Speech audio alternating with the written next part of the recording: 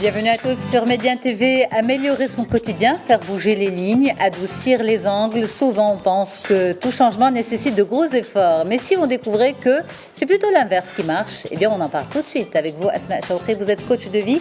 Un plaisir de vous recevoir. Comment ça va, Asma? Tout va bien, alhamdoulilah. Le plaisir est partagé.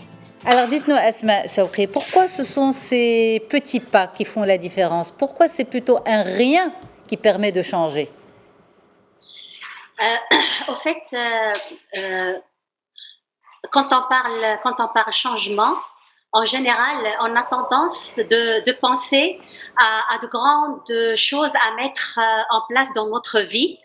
Et c'est ce qui arrive en général, parce que il n'y a pas une personne qui s'est pas demandé un jour, qui s'est pas réveillée un jour en se disant je voudrais changer quelque chose dans ma vie, je voudrais mettre en place quelque chose de nouveau dans n'importe quel domaine de la vie, que ce soit le domaine personnel ou professionnel ou santé ou autre. Et dès qu'on commence à penser changement, on va commencer à penser aux actions qu'on va mettre en place. Et bien sûr, on va, comme être humain, on va penser grand et on va commencer à mettre de gros pas, de grandes actions. Et ces grandes actions, c'est vrai que ça peut marcher et ça marche, mais pour le court terme. Mais si on veut vraiment créer un changement dans notre vie, un changement de long terme, c'est les petites actions qui vont créer ce changement. Et les gens parfois ils n'adhèrent pas à cette idée et ils se demandent comment un petit rien peut tout changer. C'est vrai, un petit rien nous donne l'impression que ça ne va pas tout changer, que ça ne va rien changer, parce que le petit rien, c'est un changement à long terme. C'est un changement qui va mettre en place des comportements et des habitudes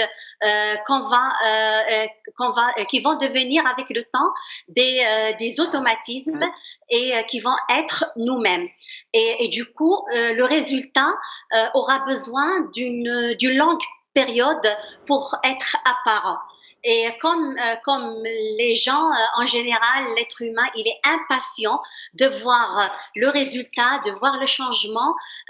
C'est ça qui va pas le laisser se convaincre que juste un petit rien peut tout changer. Alors, comment on peut convaincre justement nous aujourd'hui, ce soir, nos téléspectateurs d'y aller petit à petit, de prendre son temps, de ne pas être pressé, alors qu'on est dans une ère où tout va très vite et on a envie très très vite de voir le changement? Donc, tout dépend de mon objectif. Quand j'ai un objectif devant moi et je veux réaliser cet objectif X, je vais mettre en place des actions peut-être grandioses pour que j'arrive à cet objectif. Donc là, ça peut marcher. Mais ça ne va pas créer un changement chez moi durable, un changement d'habitude et de comportement. Parce qu'une fois l'objectif atteint, je vais reprendre mes anciennes habitudes. Donc, l'idée de ce petit rien qui va tout changer, c'est que je mets devant moi pas un objectif précis, mais je vais mettre devant moi un objectif à long terme, un changement de ma personne. Et si je peux même aller dire, c'est un changement d'identité. C'est pas juste un objectif. Je te donne un exemple. Okay. Par exemple, une personne qui se prépare, qui a un objectif de courir un marathon. Donc, elle va mettre en place des habitudes, des comportements. Peut-être, elle va se préparer pendant 1 mois, 2 mois, voire 1 an pour courir un marathon. Et l'objectif, c'est courir le marathon.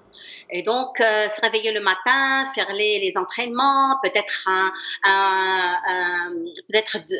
une hygiène de vie assez spéciale, un régime alimentaire et tout ça, pour cet objectif X. Et le jour où elle va courir le marathon, soyez sûrs, le lendemain, la personne, elle va revenir à ses anciennes habitudes. Parce que tous les comportements, toutes les actions, toutes les habitudes que la personne a mis en place, c'était pour un objectif précis. Maintenant, une personne qui voudrait être ou devenir quelqu'un qui veut devenir coureur. Je veux devenir coureur. C'est pas pour un marathon X, mais je veux devenir coureur. Donc coureur, c'est, si tu veux, ça devient une identité. Pour moi, je ne suis plus, je ne me prépare plus pour le marathon X, mais je me prépare pour devenir coureur. Et coureur, ça va pas être pour un événement, mais ça va être pour la vie. Et donc, je vais mettre en place des petites actions, peut-être des actions très très petites, très très minimes, et qui ne vont pas peut-être me donner un résultat apparent dans un mois, qui vont pas faire de moi un coureur dans un mois ou même dans un an, mais peut-être qu'ils vont me faire de moi un coureur dans 3 ou 4 ans. Parce que les petits changements qu'on va mettre en place, c'est des changements qui vont donner leurs résultats au long terme. Donc, et quand je mets en place ces petits changements, je vois bien sûr les petites actions que je mets en place, ils vont me permettre de voir ces petits changements, et ces petits changements vont m'amener vers cette identité que je suis en train de chercher, de coureur ou de tennisman ou n'importe, ou par exemple juste je lis un livre, je voudrais commencer à lire. Et donc, je mets en place, je vais chercher un livre et je me dis, ce livre-là, je vais prendre comme habitude de le lire chaque soir. Voilà, je tiens à cette habitude. Mais une fois ce livre est fini, ça y est, j'arrête cette habitude de lecture. Mais si je me dis, je veux que je sois un lecteur, à ce moment-là, cette habitude de lire 15 minutes par jour, ça va être vers l'infini. Et du coup, peut-être quelqu'un il va dire, oui, lire 10 minutes par jour, c'est rien, mais lire 10 minutes par jour, et si on fait un calcul et multiplier 10 minutes par 365 jours, sur le long terme, ça va me donner plusieurs heures de lecture. Et si je compare ça à 0 minute que j'avais en avant, que je faisais avant, c'est ça qui va faire cette différence chez moi. Et quand je fais ce petit calcul d'heures de lecture ou d'heures d'entraînement que j'ai ramené dans ma vie, ça va me donner plus confiance en moi. Ça va changer carrément des croyances que j'ai, parce que ces petits changements vont agir sur des croyances que nous avons et que nous avons acquis avec l'éducation, avec l'expérience.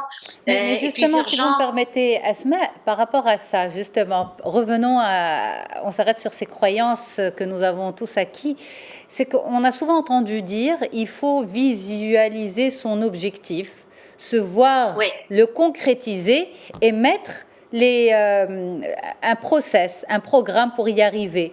Et en fait, c'est vrai, une fois que ça marche, ça fonctionne, mais une fois qu'on a concrétisé son objectif, une fois qu'on y est arrivé, eh bien, c'est la fin d'une ère et on démarre une autre ère. C'est pour ça qu'il serait intéressant d'avoir un objectif, oui, mais un objectif qui va me donner une identité, ça va être plus que ça. Lire un livre ou 2 livres par an, c'est un bel objectif, mais se dire que moi, je veux devenir une lectrice, ça, c'est différent. C'est ça qui va m'attirer vers autre chose, vers autre livre. Courir un marathon, oui, ça va me permettre de visualiser mon objectif, de mettre en place des actions et de tenir en compte mes actions et voilà, et persévérer avec détermination, etc. Mais en même temps, si je me dis que moi, c'est pas juste ça que je veux, moi je veux devenir coureur, je veux devenir lecteur, ça, c'est ça qui va me permettre d'être, voilà, de rester, j'ai perdu, j'ai perdu De, le de mot. continuer justement de De garder le rythme. continuer, voilà, C'est ça. Mais si vous permettez, et de ne pas revenir aux bon, anciennes habitudes. alors, mais est-ce que certaines personnes n'ont-elles pas besoin aussi d'avoir ces gros challenges devant elles, de savoir qu'elles ont un objectif à atteindre? Par exemple, coureur, oui, mais j'ai besoin de savoir que je me prépare à courir un marathon. J'ai besoin de me challenger, j'ai besoin de pousser mes limites, j'ai besoin de savoir où je peux arriver, jusqu'où je peux arriver.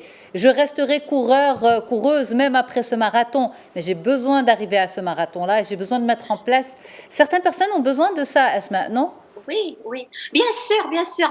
Moi, j'ai dit avoir l'objectif, oui, c'est une très bonne chose. Ça va me permettre de mettre les jalons, mettre les plans d'action, etc. pour arriver à mon objectif. C'est ça qui va me permettre d'être motivée et disciplinée. En même temps, se dire que cet objectif ne devrait pas être la fin. Parce que Mm. si je me dis, si je me fixe juste cet objectif et je fais tout ce que je fais rien que pour cet objectif, je vais revenir à mes anciennes habitudes. Et les habitudes, ce sont vraiment le ciment qui vont nous permettre à bâtir notre vie, à bâtir la personne que nous voulons être, à changer de croyance, parce que nous, comme personne, nous avons tous une certaine histoire que nous nous racontons souvent. Moi, je peux pas, moi, j'arriverai pas. Vous allez entendre des personnes qui vont dire, moi, je pourrais jamais marcher 1 heure, moi, je pourrais jamais courir, moi, je pourrais jamais lire un livre de 300 pages, moi, je pourrais jamais changer d'emploi, moi, je pourrais jamais voyager, travailler dans une autre ville. Donc, tout ça, c'est des histoires qu'on se raconte. Et dès qu'on commence à mettre ce petit rien de changement dans notre vie et sentir ce petit changement, sentir cette petite victoire, et ben ça change cette histoire qu'on est en train de se raconter, ces croyances que moi je ne pourrais jamais faire ça, ou ça c'est pas pour moi, c'est pas dans notre famille, etc. Donc chacun il a cette petite histoire qui se raconte, et dès qu'on commence à voir ce petit changement, et ben ça fait cet effet de gain de confiance en soi, d'estime de soi, et se dire que moi aussi je peux.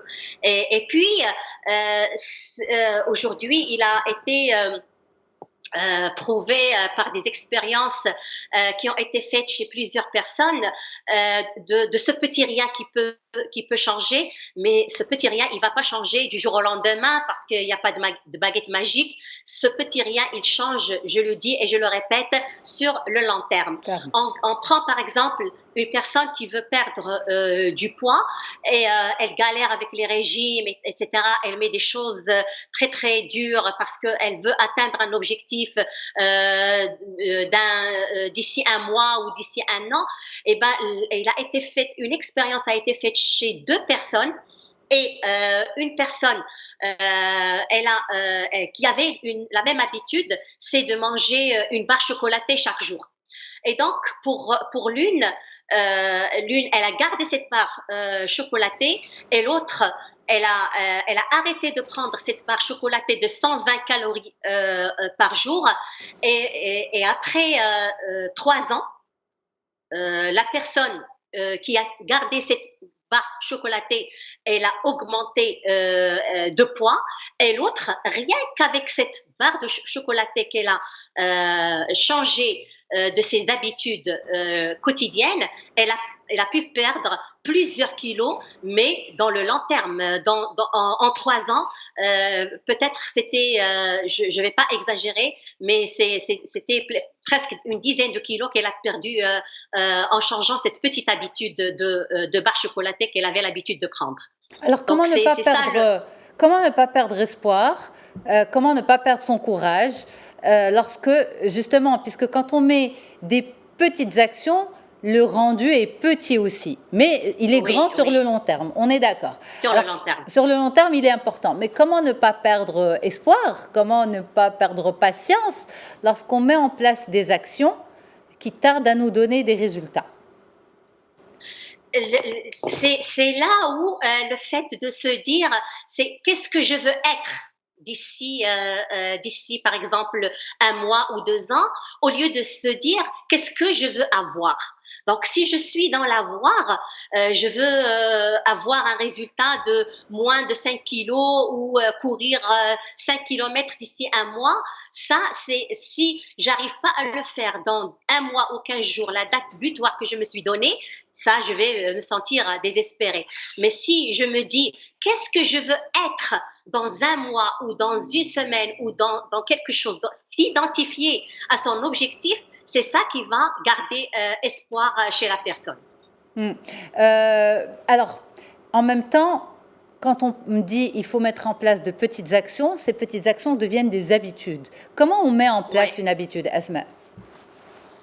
Donc, l'habitude, comme je t'avais dit, c'est le ciment qui va nous permettre de bâtir notre vie et va contribuer à l'amélioration de nos comportements. Donc, quand je mets une habitude et je tiens à cette habitude, quel que soit X, je ne veux pas changer cette habitude. Je vais décider par exemple de prendre une salade chaque jour ou de marcher 30 minutes chaque jour. Donc je le fais chaque jour. Et donc les habitudes, ils vont nous servir quand ils vont se répéter au quotidien. Et avec le temps, notre cerveau, il va commencer à s'adapter à ces habitudes et il va commencer à les enregistrer et jusqu'au moment où ils vont devenir des automatismes. Et pour ça, les scientifiques disent qu'on aura besoin de mettre en place une action au moins 21 jours jusqu'à 30 jours, voire 3 mois pour qu'elle devienne habitude.